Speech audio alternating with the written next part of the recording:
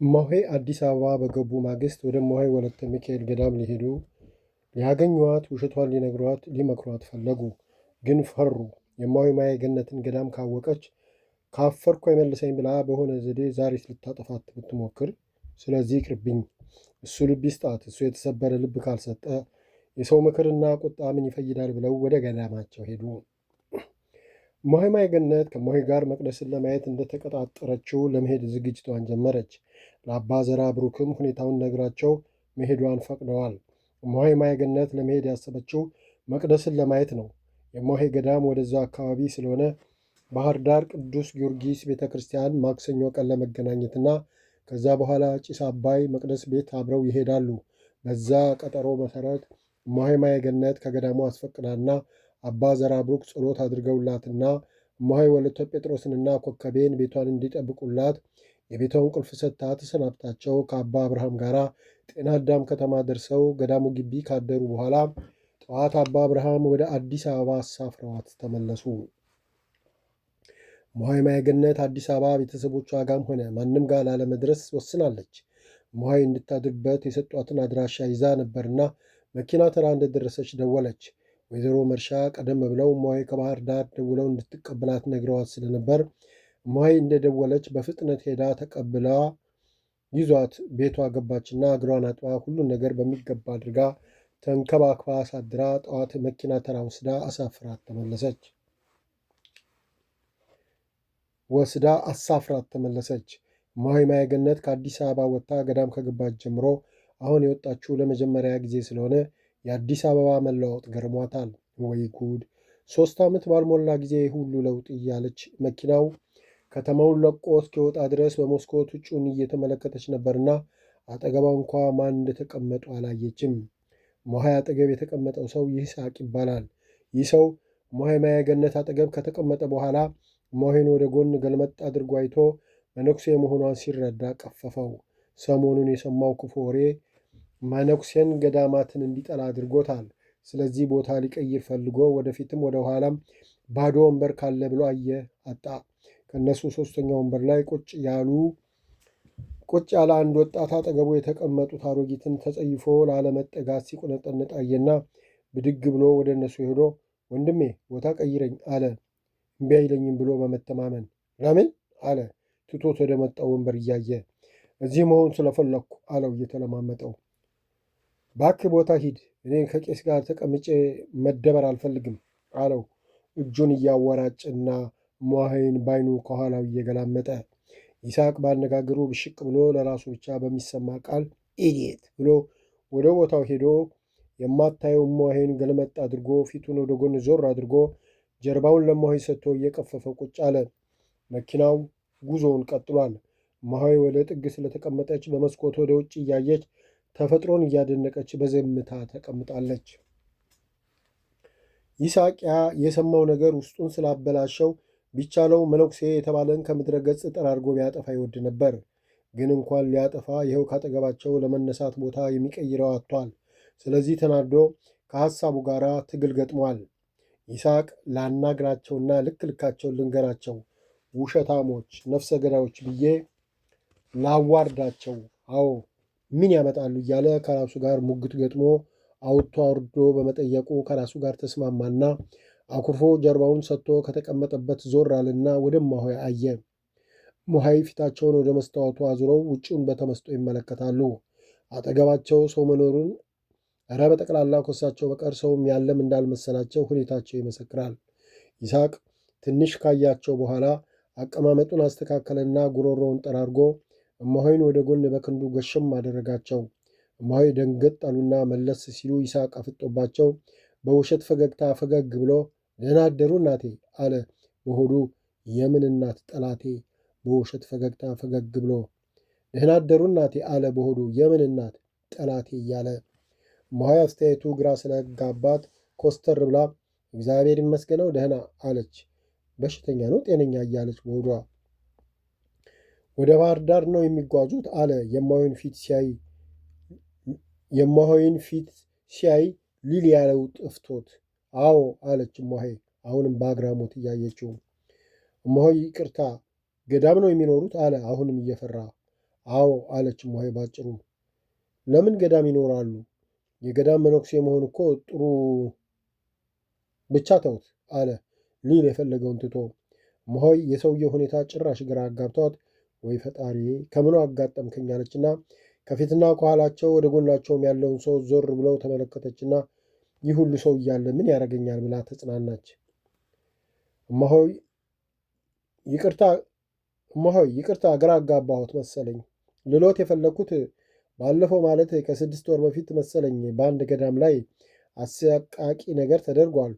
እሱን ከሰማሁ ጀምሮ ለገዳማትና ለመነኮሳት ያለኝ ሐሳብ የተዛባ ሆኗል እና ገዳም መኖር መመንኮስ ለዛ ከሆነ ምን ያደርጋል ብዬ ነው አለ እጁን በእጁ እያፍተለተለና እየተቅለሰለሰ።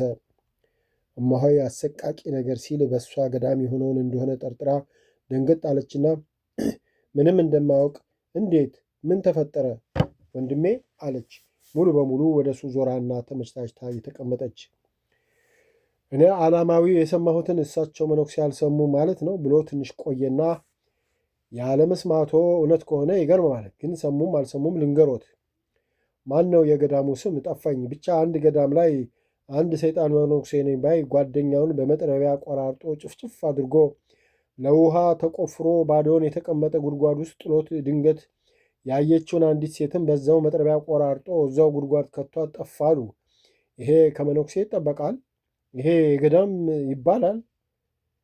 መነኩሴ እንደዚህ አውሬ የማይሰራው ከሰራ መመንኮስ ሰውን ለመብላት ነው አለ ቁጣው ጎንፍሎ እማሆይን በመጸየፍ እየተመለከታት። የእኔ ወንድም ወሬውን የሰማኸው ከሰው ነው ከሰይጣን አለች ሳትቆጣ በትዕግስት። ሰይጣን? እኔ በእውነት በዓለም ላይ ሰይጣን ያለ ይመስለኝ ነበር፣ ግን ሰይጣን ለካ እናንተ መነኮሳት ናችሁ አለ በቁጣ አይኑ ቀልቶ። እሱ ያንተ አመለካከት ሊሆን ይችላል፣ ግን ወሬውን ከእርግጠኛ ወይ ቦታው ላይ ካለ ሰው ነው የሰማኸው ወይስ ከበሬ ወለደ አለች አሁንም በትዕግስት። የነገሩ መነሻ በእነሱ ገዳም የተፈጠረው ድንገተኛ ነገር መሆኑ ገብቷታል። ምን ገሌ ከገሌ ያሰኛል? አገር ያወራው የአደባባይ ሚስጥር ነው፣ ተወርቶ ያለቀ አለ እማሆይን እየገላመጠ። እውነት ማለት ብዙ ሰው ያወራው ነው ብለህ ካመንክ ጥሩ ነው፣ ግን የሆነው ነገርና የሰማኸው በጣም የተራራቀ የወሬ ጫፍ ይዘው እንደ ሐረግ እያስረዘሙ በሬ ወለደ፣ ውሃ ሽቅብ ፈሰሰ፣ ወዘተ እያሉ የሐሰት ወሬ ከሚነዙት ሰዎች የተወራውን እንጂ ትክክለኛውን አልሰማህም አለች አሁንም በትዕግስት። ከት ብሎ ሳቀና ትክክለኛው እንዴት ነው እናቴ እስቲ ንገሩኝ አለ በለበጣ። አሳምሬ ከነሙሉ መረጃው ነግርሃለሁ፣ ግን አንተ ማለቴ በአንተ አስተሳሰብ ገዳምና መለኩሴ ማለት እንዴት ነው? ምነና ምን መሆን አለባቸው ወይስ ምን መሆን ነበረባቸው ትላለህ አለችው። እንደ ደንቡማ ገዳም ማለት ጸብ፣ ክርክር፣ ቁጣ፣ ስድብ፣ ዱላ የማይታሰብበት ሁሉ ነገር ሰላምና ፍቅር የሞላበት፣ መነኩሴም ማለት ምንም ክፉ የማይሰራ የማይናገር፣ በቃ እንደ መላእክት ለዓለም ነገር ለወገን ብቻ የሚጸልይ ለራሱ ምንም የማያስብ በቃ ክንፍ የሌለው መልአክ ማለት ነዋ። ይሄ ምን ያጠያይቃል አለ በማወቁ ኮራና ወንበሩ ላይ ለጠጥ ብሎ። እማሆይ በጽሞና ስታዳምጠው ቆየችና ይኸውልህ ወንድሜ ስህተቱ እዚህ ላይ ነው። ሁሉ ሰው ይህ አስተሳሰብ ውስጡ ስላለ ነው በገዳም ላይ ትንሽ የጤፍ ቅንጣት ያህል ስህተት ሲሰራ ኡኡ ብለው የሚያገን ነው። ለዚህም ነው በመነኮሳት ላይ ለመፍረድ የምትቸኩሉት አለችና ወደ ውጭ አየት አድርጋ መለስ አለችና ይኸውልህ በእርግጥ አንተ ከገለጽከው በላይ ነው ገዳምና ከገዳማውያን መሆን ያለባቸው። ግን አሁንም አንድ ጥያቄ በሚገባህ መንገድ ልጠይቅህ። ለምሳሌ የአንድ ሀገር ንጉሥ ከሚያስተዳድራቸው አንዱ ከተማ ለመንግስት ግብር አንገብርም፣ በጠቅላላው ለንጉሱ አንገዛም ብሎ ቢያምፅና ራሱን ካስተዳደሩ ቢያገል የዛ ሀገር ንጉሥ ዝም ብሎ ያያል ወይስ ምን ያደርጋል አለችው። ይሄ ምን ያጠያይቃል? እንዴት ዝም ብሎ ያያል? እሺ ብለው እስኪገዙ ድረስ በፖለቲካ አላያም በኃይል ተዋግቶ ሰጥ ለጥ አድርጎ ያስገዛቸዋል አለ። ልክ ነህ። ያ ህዝብ በውድ አልገዛም ካለ በግድ እስኪገዛ ድረስ የተቻለውን ሁሉ ያደርጋል። እሺ ይህን ሳትረሳ ወደ ገዳም ልምጣልህ። በመጀመሪያ ገዳም ማለት ከአራቱ አቅጣጫ እግዚአብሔርን ያሉ ዓለምን የናቁ ሰዎች ከብዙ ጫጫታና ሁካታ ካለበት ዓለም ርቀው ከፈጣሪያቸው ጋር ብቻ አብረው የሚኖሩበት ቦታ ማለት ነው በአጭሩ ሲገለጥ። እንግዲህ እዚህ ቅዱስ ቦታ የሚመጡ ሁሉ ዓለምን በቁጥጥሩ ስር አድርጎ እንዳሻው ኃጢአት፣ ወንጀል ከሚያሰራው ለክፉ ሰይጣን አንገዛም፣ አንታዘዝም፣ ለአንተም አንገብርም ብለው ስልጣኑን፣ ግዛቱን ንቀውና አቃለው በቅድስና ለመኖር ነው። ከላይ እንደጠቀስነው ማንም ኃይለኛ ማንም ለመንግስት አንገዛም ብሎ አቅሎ ንቆ የተወውን በጸጋ እንደማይቀበል ሁሉ ሰይጣንም እነዚህ ሰዎች የእሱን ግዛትና መንግስት ጥለውና አቃለው ገዳም ሲገቡ ይናደዳል፣ ይበሳጫል። ጦሩን ሰብቆ ጎራዴውን መዞ ወደ እነሱ ይዘምዳል። እነሱም አንዴ ንቀውና ወስነው ስለገቡ ጦሩን በጦር ጎራዴውን በጎራዴ መክተውና ድል አድርገው ለማሸነፍ ሙሉ የጦር ዕቃቸውን ይዘው ይዋጋሉ። ለዚያ ውጊያ የወጡ ሁሉ አሸናፊ አይሆኑም። ግማሹ ገና ከጅምሩ ድል ይሆናል። ግማሹ የዕድሜውን እኩሌታ ተሟግቶ ይሸነፋል። ግማሹ እስከ ዕለተ ሞቱ ታግሎ ሳይሸነፍ ሳይወድቅ በቀኑ በፈጣሪ ጥሪ ድል አድራጊ ጀግና ተብሎ በመላእክት ታጅቦ ወደ ፈጣሪው ይሄዳል። አሁን ወደ ጦርነቱ ልመልስህና ይህ ጦርነት ገዳማት እስካልጠፉ መነኩሴ መናኝ የሚለው ስም ከዚህ ዓለም እስካልተሰረዘና እስካልጠፋ ድረስ ውጊያው አይቆምም። ሁሌ ለዘላለም ውጊያ ነው። እንግዲህ ገዳም ማለት የጦርነት የውጊያ የፊልማ ቦታ ነው። ገዳማውያን የሚዋጉት ሰይጣን ከኔ ግዛት ለምን ወጣችሁ፣ ለእኔ ተገዙ፣ ለእኔ ታዘዙ ስላላ አናረገውም ብለው ነው። ሰይጣን የሚዋጋው ምናልባት ከውጊያው ብዛት አንድ ቀን አንድ ምርኮ ያገኛሉ ብሎ ተስፋ ባለመቁረጥ ነው። ገባ? ስለዚህ ወንድሜ ምናልባት አንድ ቀን ከውጊያው ከፈተናው ብዛት ወይ ከስጋ ድክመት አንዱ መናኝ ወይ መነኩሴ ከጤፍ ቅንጣት ያነሰች ኃጢአት ከሠራ የሰይጣን ሰራዊት መላ ገዳሙን መላ መናንያንና መነኮሳትን እንድል እንዳደረጉ ቆጥሮት እንደነገርከኝ አይነቱን ወሬ ያናፍሱታል። ለምን? ሰይጣን በጣም ደካማ ፈሪ ፍጡር ነው። መነኮሳትና መናንያን ግን ከብረት ምሰሶ የጠነከሩ ጀግናዎች ናቸው። እንግዲህ ከእነዚህ ጀግናዎች ከአንዳንዱን በአጋጣሚ ከጣሉ ለእነሱ ከድልም ድል ነው። በዚህ ምክንያት ነው የገዳማትና የመነኮሳት ስም ወይም ትንሽ ጥፋት ገና አደባባይ የምትወጣው አለችና ምራቋን ውጣ ትንሽ ዝም አለችና እስከዚህ ገብቶሃል አይደል አለችው። አዎ በደንብ ገብቶኛል፣ ይቀጥሉ ይቀጥሉ አለ። እሙሃይ የምትለው ሁሉ እስከ ዛሬ ፍጹም አስቦት ሰምቶት የማያውቀው በመሆኑና በተሳሳተ መንገድ ማሰቡ ራሱን እየታዘበ ጥሩ፣ አሁን ወደ ጥያቄህ ልምጣ። ትክክለኛው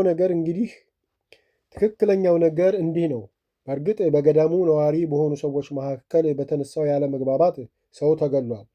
ግን ገዳዩም ማቹም መነኮሳት አይደሉም፣ ግን ለመመልኮስ የተዘጋጁ ደጀጠኞች ናቸው። ገዳሙ የመድኃኔ ዓለምና የአቡነ ናትናኤል ገዳም ይባላል ስትል ይስሐቅ አቋርጧል። ቆይ እስቲ ብሎ ኪሱ ገብቶ ማስታወሻ ደብተሩን አወጣና ገልበጥ ገልበጥ አድርጎ ልክ ኖት የአቡነ ናትናኤል ገዳም ነው። እሺ ይቀጥሉ አለ ማስታወሻውን ኪሱ እየመለሰ። እማሆይ በነገራችን ላይ እኔ እዛው ገዳም ነዋሪ ነኝ፣ ሟችንም ገዳይንም የራሴን ያክል አውቃቸዋለሁ ብላ ከጨርቅ ቦርሷ ውስጥ መታወቂያዋንና የተጻፈላትን መሸኛ ታሳየችው። ይስሐቅ ደነገጠ። ይህን ሁሉ ውርጅብኝ ሲያወርድባት በትዕግስት ሰምታ ለእሱ እውነቱን ለማስታወቅ ያደረገችውን ትዕግስት አደነቀ። ግን የነገሩን እውነታ የማወቅ ጉጉት ስላየለ እሺ እናቴ እንዴት ሞተ? እንዴት ተገደለ? አለ አይኑን አፍጦ አፉን ከፍቶ በጉጉት እያያት። ገዳይ አውግቼ ይባላል። በገዳሙ 3 ዓመት በደጀ ጠኝነት ኖሯል። በዚህ ጊዜ ውስጥ እንኳን ሰው መግደል ቀርቶ ቆጣ ብሎ ማንንም ገላምጦ አይቶ አያውቅም። አውግቸው ይህ መሬት ነበር አለች የመኪናውን ወለል በግራ መታ መታ አድርጋ። ለትንሽ ትልቁ ታዛዥ፣ ደከመኝ ሰለቸኝ የማያውቅ ለሁሉ አገልጋይ፣ ብቻ በሁሉ የተሟላለት ትሑትና ቅዱስ ነበር አለች የአውግቼውን ሁኔታ አስታውሳ እምባዋ እየተንጠባጠበ። ይስሐቅ ደነገጠ። እማሆይ ይቅርታ፣ ስሜቶን ረበሽኩ፣ በቃ ይተውት፣ አይንገሩኝ፣ በቃ አያልቅሱ አለ። እሺ ብላ ወሬውን እንዳታቋርጥ እየሰጋና ለቅሶ አስጨንቆት፣ እንደው ሁኔታውን ሳስታውሰው ደግ ሩሩ ያ ለሁሉ ሺባይ እንዲህ እንደዋዛ ባላሰበው ነገር ወድቆ በየቦታው መረገሙ ቆጭቶኝ ነው አለችና እምባዋን እየጠራረገችና ትንሽ ዝም ብላ ሟች ኃይለ ማርያምም ልክ እንደሱ ሁሉ የተሟላለት ቅዱስ የእግዚአብሔር ሰው ነበር። ደግሞ ከሁሉ የሚገርምህ እንደዚህ አጥፊና ጠፊ ሊሆኑ የሁለቱ ፍቅር አገርን ጉድ ያሰኘ ነበር። በመካከላቸው ንፋስ አያልፍም ነበር። ለሰው ሁሉ ምሳሌ ነበሩ አለች። አሁንም እምባዋ እየተንጠባጠበ እማሆይ እባክዎት በፈጣሪ ስም ልለምኖት አያልቅሱ። ባይሆን መናገር ካቃቶት በቃ ትንሽ ይተውትና ተረጋጉ፣ ይነግሩኛል አለ። የእሱም ሆድ ተረብሾ የለም አላለቅስም። እንደው የሁለቱም ፍቅርና ባልንጀርነት ሳስበውና ቅድም ያልኩህ የፍቅርና የሰላም ጠላት ሰይጣን ያደረገውን ሳስብ ነው የሚያስለቅሰኝ። ይኸውልህ በዚህ ፍቅራቸው መሃል መቼም የቀንን ጎዶሎ ሚዳቆም አትዘለው ነው የሚባለው። አጉቸው እንደነገርኩ የገዳም አገልጋይ አርድእት በመሆኑ ለዳቤ መጋገሪያ እንጨት ለማምጣት አንድ እንደሱ አርድእት ከሆነ ወንድም ጋር ያንን ገዳፈኛ መጥረቢያ ይዘው ጫካ ሄደው እንጨት ሲሰብሩ ውለው ወደ ተግባር ቤት ሲያግዙ አጉቸው የፈለጠውን እንጨት በሐረግ እያሰረ ከጫካ አውጥቶ ራቅ አርጎ መንገድ ላይ ያስቀምጥ ነበር። ያኛው እሱ ያስቀመጠውን ወሰደበት። አውግቸው ካስቀመጠበት እንደወሰደበት ሲያውቅ ተቆጣው። ያኛውም አልወሰድኩም ብሎ ካደው። በዚህ መሃል ጓደኛው ኃይለ ማርያም የገዳሙ ዘበኛ ነበርና ሊገላግል ሲሞክር አውግቸው ለዛኛው የሰነዘረው መጥረቢያ አገኘውና ወደቀ። አውግቸው ደንግጦ ወደ ከተማው ሮጦ ለፖሊስ እጁን ሰጠ።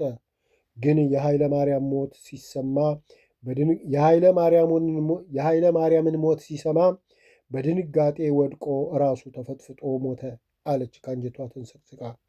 ይስሐቅ ወይኔ ወንድሜን እኔ ልፈጥፈጥልህ ብሎ በሁለት እጁ ራሱን ይዞ አቀርቅሮ እየየውን ለቀቀው። ከፊትና ከኋላ እንዲሁም ከጎናቸው መቀመጫ ላይ ያሉ ሰዎች የለቅሶን ድምፅ ሰምተው ምን ተፈጠረ አሉ። የሰዎቹን ሁኔታ ስታይ እማሆይ እምባዋን ጠራረገችና ምንም አልተፈጠረም፣ በቃ ተቀመጡ፣ እንደው በጨዋታ የሞተ ሰው አንስተን ነው አለቻቸው ፈገግ ለማለት እየሞከረች። እንዴም እማሆይ ታዲያ መርዶ መኪና ውስጥ ነው እንደሚነገረው? ልክ አልሰሩም አለ ቅድም ቦታ አልቀይርልህም ያለው ወጣት አልፎ አልፎ በተመስጦ ሲያወሩ ስላያቸው። ሰውየው እንዲህ በሰላም እያወራ ለሚሄደው ነው እንደተጣላ ሰው ቦታ ቀይረኝ ያለው ብሎ ሲገረም ነበርና አሁን ደግሞ ሁኔታው ወደ ለቅሶ ሲቀየር ለካ ቅድሙኑ ይህን ፈርቶ ነበር ብሎ እማሆይን ተቆጣ። ይስሐቅ የደፈረሱ አይኖቹን ገለጥ አድርጎ ወገኖች ይቅርታ፣ ረበሽናችሁ፣ ይቅርታ፣ በቃ በየቦታችሁ ተቀመጡ፣ ይቅርታ ብሎ መልሶ ራሱን በእጆቹ ይዞ ትንሽ አቀረቀረና እማሆዬ ይቅርታ፣ ስሜቴን መቆጣጠር አቅቶኝ ረበሽኮት።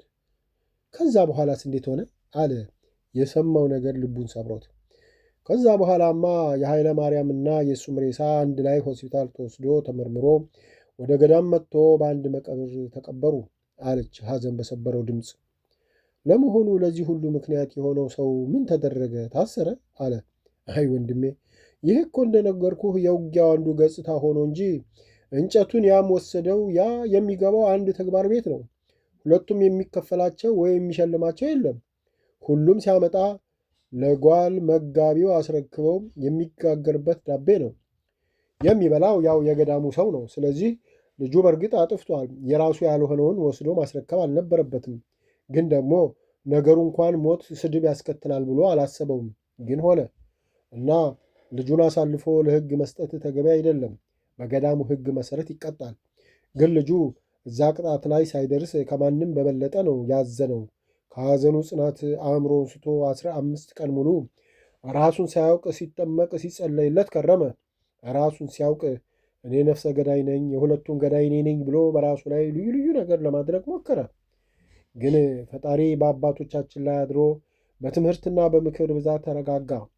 በቃ ካሁን በኋላ ከሰው ጋር አልኖርም ብሎ ከዚህ በፊት በረሃ ውስጥ አንድ አባቱ የሚኖሩበት ዋሻ ነበረች። እሳቸው ሲሞቱ አንዳንድ ሰው ለአብይ ጾምና ለፍልሰታ እንዲሁም ለግል ጸሎት ለመያዝ እዛች ይዘጉባት ነበርና እዛች ጎጆ ውስጥ ሄዶ ገባ። ይኸው ከሰው ተለይቶ እዛው እያለቀሰ በጾም በጸሎት ይኖራል። ምግቡ ከገዳም ይሄድለታል አለች። እማሆይ ይቅርታ፣ አንድ የረሳሁት ነገር፣ ይሄ ማለት ገዳዩ አንዲት ሴት ገሏል የተባለው ውሸት ነው ማለት ነው አለ። ውሸት አይደለም። አውግቸው ገዳም ከመግባቱ በፊት ጅጅጋ ከተማ ሚስቱን ገሎ ነው የመጣው። አንድ ልጅም አለው። ይህን ግን ከራሱ በቀር ማንም አያውቅ፣ ለማንም አልነገረ። ያው ኃይለማርያምን ገሎ ለፖሊስ እጁን ሲሰጥ ጅጅጋ ከተማ ሚስቱን መግደሉን ነገራቸው እንጂ ምንም ማብራሪያ ሳይሰጣቸው ስለሞተ ፖሊሶቹ ለማረጋገጥ ጅጅጋ ከተማ ሄደው ሲያጠያይቁ እውነቱን ተረዱ። ለዘመዶቹም የሱን ሞት ነገሯቸው። እማሆይ እጅግ በጣም በጣም አመሰግናለሁ። እኔን ግን ከሲኦል ነው ነጥቀው ያወጡኝ። እንዳሉት ነበሬ ወለዶች ያወሩትን ሰምቼ መነኩሴ አይደለም ክርስቲያን የሚለውን ስም ጠልቼው ነበር። ወሬውን ከሰማሁ ጀምሮ ቤተ ክርስቲያን መሄድ አስጠልቶኝ የቤተ ክርስቲያንን ደጅ ከረገጥኩ ስንት ጊዜ ነው።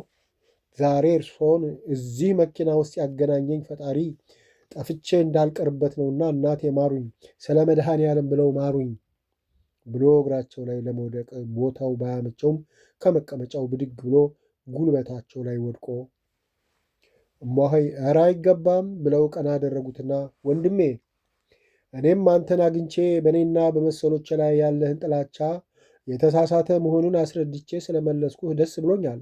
ይህችንም ቀን ሳደንቃት ሳመሰግናት እኖራለሁ ከቀኑም ቅዱስ አለ። ግን ለወደፊትም አንድ ነገር ላሳስብህ እወዳለሁ። አየህ፣ ሃይማኖት ስሜታዊነት አይደለም። ግን ለወደፊትም አንድ ነገር ላሳስብህ እወዳለሁ።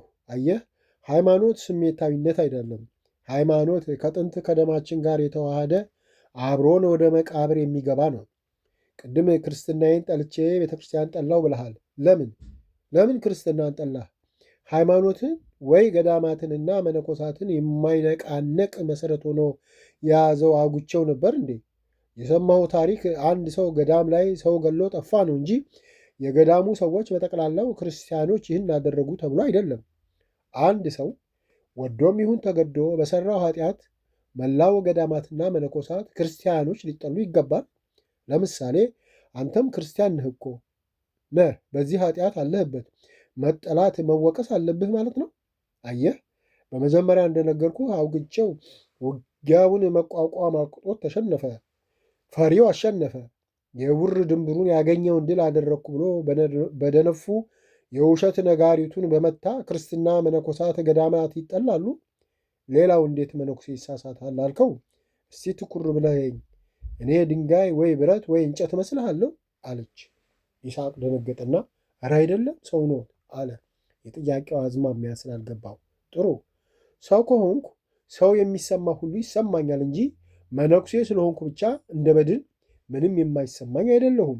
ስለዚህ መነኩሴም ሆነ መናኝ የለበሰው ሥጋ ስለሆነ ይርበዋል፣ ይጠማዋል፣ ይበርደዋል፣ ይወፍራል፣ ይከሳል፣ ያለቅሳል፣ ይስቃል፣ ያዝናል፣ ይደሰታል፣ ይቆጣል፣ ይታገላል ወዘተ። በጠቅላላው ሰው የሆነው ሁሉ ይሆናል። ልዩነቱ ግን እንዳልኩህ ጦርነቱ በስቶበት ካልደከመና ተሸንፎ ካልወደቀ በቀር ሲሰድቡት አይሰድብም፣ ሲመቱት አይማታም፣ ራበኝ፣ ጠማኝ፣ ቸገረኝ ብሎ አይሰርቅም፣ ወይ የራሱ ባልሆነ ነገር ላይ እጁን አይሰነዝርም። ይሙት ይተቹት እንጂ እሱ አያማም፣ ማንንም አያንቋሽሽም፣ ተበደልኩ ተጠቃሁ ብሎ አይከስም። በጠቅላላው በሁሉ ነገር ራሱን አዋርዶ ዝቅ ይላል እንጂ ማንንም አይበድልም። ይህንን የሚያደርገው ሳያመው ሳያዝን ቀርቶ ሳይሆን የጌታን መንግሥት ሰማያዊውን ደስታ ለማግኘት ነውና የወጣው መከራው እየመረረው ውጦ እጅግ በጠበበችዋ መንገድ ማለፍ ስላለበት ነው። የመነኩሴ ወይ የመናኝ ተድላ ደስታው በመከራ በሐዘን ውስጥ የሚያገኘው ተድላና ደስታ ነው። መራራውን ያልቀመሰ ጣፋጭ አያገኝምና ልዩነታችን ይህና የመሳሰለው ስለሆነ ነው እንጂ እንደ በድን ሁሉ ዋጥ አድርገን የምናልፈው ሰው የሚሰማው የሚያመው ሁሉ ያመናል፣ ይሰማናል። ስለዚህ ወንድሜ መነኩሴ ማለት ከሌላ ፕላኔት የመጣ አድርገህ ለምን ይህን አደረገ ብለህ ሁለተኛ አትወንጅለው፣ እንዳንተው ሰው ነው አለች። እማሆይ የምን ልበል? እሺ ብቻ አይበቃም። ስለዚህ የምመልሰው ቃል ያጥረኛልና ዝም ልበል። እማሆይ ባህር ዳር የምትሄዱት በሰላም ነው ወይስ ሀገረ ውዛ ነው አለ። አይ ሀገሬስ አይደለም፣ ጓደኛዬን ለመጠየቅ ነው የሚሄደው አለች። ባህር ዳርን ከዚህ በፊት ያውቋታል አለ። አዎ አንዴ ወደ ቅድስት ክርስቶስ ሰምራ ገዳም ሲሄድና ስመጣ ውስጧ 2 ቀን አድሬአለሁ አለች። ጓደኛዋ እዚሁ ከተማ ነው ያሉት አለ ማን ይሆን ብሎ። አይደለም ጢስ አባይ ከተማ ነች። ከአንዲት እናት ጋራ በቀጠሮ ነው የመጣሁት። እሳቸው ቅዱስ ጊዮርጊስ ቤተክርስቲያን ይጠብቁኛል። እግዚአብሔር ከፈቀደ ነገ ወደ እሷ ሄደን ፈልገን እናገኛታለን። ጢስ አባይ ትንሽ ከተማ ነች አሉ። መቼም አትጠፋን አለች። እማሆይ ፈቃዶት ከሆነ ከጓደኛዎት ጋር አብራችሁ ቤቴ ብታድሩ ደስ ይለኛል። ባለትዳርና የልጆች አባት ነኝ አለ ወንደላጤ መስሏት እምቢ እንዳትለው። እዚህ ላይ እኔ አላውቅም፣ ማደሪያ አዘጋጅቼ ጠብቅሻለሁ ብለውኛል እማሆይ። ስለዚህ ማደሪያችንን የሚወስኑ እሳቸው ናቸው አለች። እርስዎ ፈቃዱ ይሁን እንጂ እሳቸውን እግራቸውን ወድቄ ለምናቸዋለሁ አለና አንዳንድ መንፈሳዊ ጥያቄዎች እየጠየቀ እማሆይ ስትመልስ ባህር ዳር ደርሰው ከመኪና ወርደው ወደ ቅዱስ ጊዮርጊስ ቤተ ክርስቲያን አመሩ። እማሆይን አግኝተው ሰላምታ ከተለዋወጡ በኋላ ይስሐቅ ለምኖ በግድ ወደ ቤቱ ወሰዳቸውና አሳድሮ ከጢስ አባይ ሲመለሱ እንዲጠይቋቸው ከባለቤቱ ጋር ቃል አስገብቷቸው ሸኛቸው። እነ እማሆይ ጢስ አባይ ሲደርሱ ከመኪና ወርደው አካባቢውን ተመለከቱ። እማሆይ ማየገነት ልቧ ቶሎ ቶሎ ይመታል፣ ሰውነቷ ተረበሸ። አሁን እውነት መቅዲን ላያት ነው አለች፣ እውነት አልመስል ብሏት። እነ እማሆይ የመቅደስን ቤት አጠያይቀው ደረሱ። እማሆይና መቅደስ ተቃቅፈው ሲላቀሱ ሁሉም ዳር ዳር ይዞ በእነሱ ሁኔታ እምባውን ከመርጨት ሌላ ተው በቃ ያላቸው የለም። ይውጣላቸው ብለው ዝም ብለው ያዋቸዋል። የመቅደስ ባለቤት እማሆይ ማየገነት ማን እንደሆነች አውቋል። ምክንያቱም መሲ ስትል ማንነቷን በደንብ ገብቶታል። መሲ የሚለው ቃል ከመቅደስ አፍ በቀን ሳይጠራ አይውልም። ዕቃም ይውደቅ፣ የሆነ ነገር ኮሽ ይበል፣ እንቅፋት ይምታት፣ ብቻ በሆነ ነገር አንድ ነገር ከተፈጠረ መሲ ድረሽና መሲ ትሙት ትላለች። መቅደስ መሲ ትሙት ካለች ሰማይ ዝቅ ምድር ከፍ ብትል ሐሳቧን አትቀይርም። ስለዚህ መሲን በአካል አይወቃት እንጂ ስሟን እንደ ውዳሴ ማርያም ደግሞት ይዞታል። እማሆይና መቅደስ ከተቃቀፉበት ተላቀቁና እምባ ባዘለ ዓይናቸው ተያይተው እንደገና ተቃቀፉና መስዬ እውነት ሳልሞት አየሁሽ፣ እውነት ተገናኘን መሲ፣ እናቴ፣ አንጀቴ፣ መሲ ሕይወቴ፣ መስዬ አለች ወደ ራሷ ጭምድድ አድርጋ አቅፋት። መቅደስ እማሆይ ትንፋሽ እስክታጣ ጭምቅ አደረገቻትና እንደገና ለቀቅ አድርጋ ፊቷን እያየች መስዬ እውነት አንቺው ነሽ? አንቺ የኔ እናት፣ አንቺ አንጀቴ፣ እውነት አንቺው ነሽ ብላ እያገላበጠች ሳመቻትና ወደ እግሯ ዝቅ ብላ መስዬ እኔም በቤት እኔ ሳልፈልግሽ አንቺ ፈልገሽኝ መጣሽ መሲ ብላ እግሯ ላይ እምባዋን እያፈሰሰች እግሯን አጥብቃ ይዛ በምላሷ አላሰችው። እማሆይ ማየገነት ለሁሉም ነገር አቅማጣች። ብቻ ኧረ በመድኃኔዓለም ኧረ በጻድቁ ከእግሬ ተነሺ ብላ እላዋ ላይ ድፍት ብላ እያለቀሰች ልታነሳት ታገለች። መቅደስ እንደ ብድ ያ አቧራ የጠገበ እግሯን እየላሰች መስዬ እናቴ ሳትሞቺ አገኘሁሽ እምዬ እናቴ ትላለች። በዚህ ጊዜ እማሆይ ምን ነው ልጄ በመድኃኔዓለም ስም ስትለመኝ ኧረ ቀናቤ በቃ በቃ አሉና ሁለቱንም ተቆጥተው በሉ ይብቃችሁ፣ ፈጣሪ በሰላም ስላገናኛችሁ ደስ ይበላችሁ እንጂ ያዝናችሁ አታሳዝኑት አሉ በሁለቱ ፍቅር መንፈሳዊ ቅናት እየቀኑ። በይ መቅደስ ይብቃሽ፣ የመጡት ከመንገድ ነው፣ ባይሆን አረፍ ብላችሁ ተጫወቱ፣ ለቅሶ ይብቃ፣ በይ ወደ ቤት አስገቢያቸውና አረፍ በሉ አለ ባለቤቷ የልጁን እምባ እየጠራረገ። መቅደስ እየነፈረቀች እሺ ግቡ ግቡ አለች። የእማሆይን ትከሻ እንደያዘች መቅደስና እማሆይ እንደተያያዙ ትልቁ ሶፋ ላይ ቁጭ አሉና እንደገና ተቃቅፈው መላቀስ ጀመሩ። ቄሱ ሻንጣቸውን አስገብቶ እማሆይን አስቀምጦ ወጣ አለና ሰራተኛውን ቶሎ የእግር ውሃ አምጪ አለ። ሰራተኛዋ መምሬ ይህን ያህል እንዴት ቢዋደዱ ነው እንደዚህ የሚሆኑት? እቷ ነች ወይ ዘመዷ አለች ሁኔታቸውን ስታይ ቆይታ እንባዋን እየጠራረገች። ኧረ በድንጋጤም ያለመሞቷ ተመስገነው ነው። ሁሌ መሲ መሲ እያለች ካፏ የማታወጣበት የልብ ጓደኛ ነች አለ። በስመ አብ! አቤት አቤት! ከየት መጡ? መቼም እንኳን አግኝታቸው ስለሳቸው ባነሳች ቁጥር እንባዋ በዚህ ይቀዳል አለች የያዘችውን ጣሳ ከፍ አድርጋ። መች አጣሁት? እንኳን በውኗ በህልሟ ካየቻት መኝቷ በእንባ ይርሳል። እኔ እንደዚህ ያለ ፍቅር አይቼ አላውቅም አለ። መሲ ያለሽበት ገዳም አብረውሽ ያሉ ናቸው አለች አትኩራ እያየቻቸው። አላወቅሻቸውም እንዴ? ላውስ እንኳን አንቺ እኔም አጥቻቸው ኋላ ነው ያወቅኳቸው ብላ መቅደስን ተመለከተችና መቅዲ ያኔ ባህር ዳር ከተማ ያገኘንሻቸው ናቸው እኮ ስትል መቅደስ ትዝ አላትና ወይኔ እናቴ የእኔ መንገድ መሪ ብላ ተነስታ እግራቸው ላይ ወደቀች። እማሆይ ኧረ በመቤቴ ልጄ ምን ነካሽ ብለው ከእግራቸው ላይ በግድ አነሷትና አቅፈው ሳሟት። ውይ እናቴ የእኔ መልክ ይጥፋ፣ እኔ ክስት ጥቁር ልበልሎት፣ እኔ ልረሳ እናቴ ደህና ኖት አለች ደረቷን እየደቃች። አይ መነኩሴ ደግሞ ከሳ ጠቆረ። ምን ይወራለታል ልጄ? ለመሆኑ አንቺ ደህና ነሽ? ይኸውልሽ እሱ ፈጣሪ የፍቅር አምላክ ከየቦታው አሰባስቦ አገናኘን አሉ። ኧረ ግሩም ነው። እኔ ምኑም እውነት አልመሰለኝም። ተኝቼ ማልም ነው የመሰለኝ አለች መቅዲ። እባክሽ በቃ በባዶ አታድርቂያቸው። ተነሽና ጉድ ጉድ በይ፣ ጨዋታው ይደርሳል አለ። እማሆይ ማየገነትን መልከት አድርጎ ምን የተባረከች ፍጡር ነች! ራሱ መላኩን አይደል የምትመስለው አለ። መላኩን በስዕል ሳይሆን በአካል ያውቀው ይመስል። እነማሆይ መቅደስ ጋር 8 ቀን ቆይተው ወደ የገዳማቸው ተመለሱ።